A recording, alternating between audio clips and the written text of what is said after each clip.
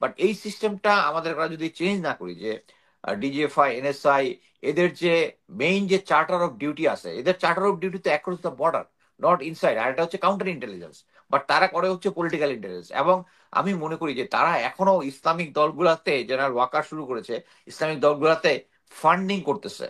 এই funding DGFI করতেছে, it's not DGFI job. আমার মনে হয় এই জিনিসগুলো যদি প্রফেসর ইউনুস ঠিক মতো ডিজিএফআই এর কন্ট্রোল নিজের হাতে না নেয় বা এটা চেঞ্জ না করে, আমি অ্যাকচুয়ালি সামনে কি হবে I am not confident. Sarkar ultimately কি চাচ্ছে এটা তো এই সরকার শর্টকাট বলতে। কথা বলা যাবে না, বাট এটা আমি মনে করি যে একটা নির্বাচনী রোড ম্যাপ যেটা দিয়েছে, আমি মনে করি যে 2025-এর শেষের দিকে বা 26-এর শুরুর দিকে আমি মনে করি যে সরকার যদি সিনসিয়ারলি একটা বিভিন্ন জায়গায় সংস্কার করতে চায়, সরকারের পরে তারপরে যদি একটা নির্বাচন দিতে চায়, আমি মনে করি এই টাইমটা একটু বাড়াইলে মনে হয় ভালো।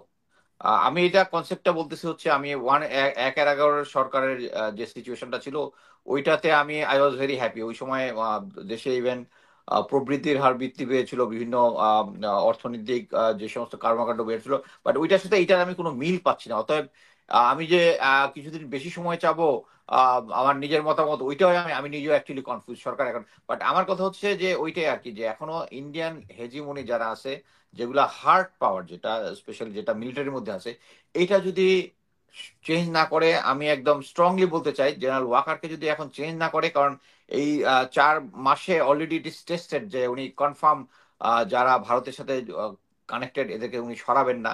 সো এরকম একটা সিচুয়েশনে বাংলাদেশকে যদি সামনের দিকে আগে নিতে চায়, জেনারেল ওয়াকারকে সহায়তা হবে। এবং আর্মির বিরুদ্ধে একটা শুদ্ধি অভিযানটা একদম সময়ের দাবি, আর্মির দাবি। কারণ আমি স্ট্রংলি বিশ্বাস করি যারা যে সমস্ত ক্যাপিটাল ক্রাইমের সাথে জড়িত, গুম খুন এবং অন্যান্য জিনিসের সাথে জড়িত, তাদেরকে এখান থেকে সরিয়ে দিতে হবে। আমি একটা জিনিস বলি যে কয়েকদিন আগে লেফটেন্যান্ট জেনারেল হয়েছেন, লেফটেন্যান্ট জেনারেল ফয়েজ। উনি ডিজিডিএফআই যখন ছিলেন, উনি আয়না ঘরের যত এভিডেন্স আছে সব উনি পড়ে ফেলছেন। আপনি চিন্তা করতে পারেন। এবং উনি যুক্তি দেখাচ্ছেন নাকি গুম কমিশনের কাছে যে এর আগেও ডিজিএফআই যখন আগের সরকারের যা কিছু হয়েছিল, বাট কথা হচ্ছে এই ডিজিএফআই আর ওই ডিজিএফআই এক জিনিস না। তারা গুম খুন সহ ক্যাপিটাল ক্রাইমের সাথে জড়িত।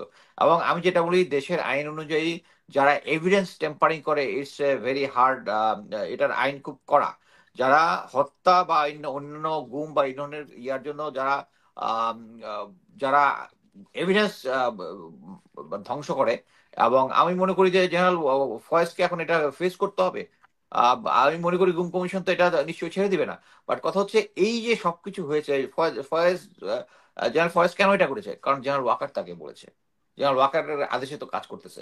বাট এই সিস্টেমটা আমাদের যদি চেঞ্জ না করি, যে ডিজিএফআই, এনএসআই, এদের যে মেইন যে চার্টার অফ ডিউটি আছে, এদের চার্টার অফ ডিউটি তো across the border, not inside. আর এটা হচ্ছে কাউন্টার ইন্টেলিজেন্স, বাট তারা করে হচ্ছে পলিটিক্যাল ইন্টেলিজেন্স। এবং আমি মনে করি যে তারা এখনো ইসলামিক দলগুলাতে, যারা ওয়াকার শুরু করেছে, ইসলামিক দলগুলাতে ফান্ডিং করতেছে।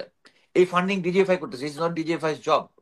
আমার মনে হয় এই জিনিসগুলো যদি প্রফেসর ইউনুস ঠিক মতো ডিজিএফআই এর কন্ট্রোল নিজের হাতে না নেয় বা এটা চেঞ্জ না করে, আমি অ্যাকচুয়ালি সামনে কি হবে আই এম নট কনফিডেন্ট। ভালো কিছু হবে I am not confident. Thank you.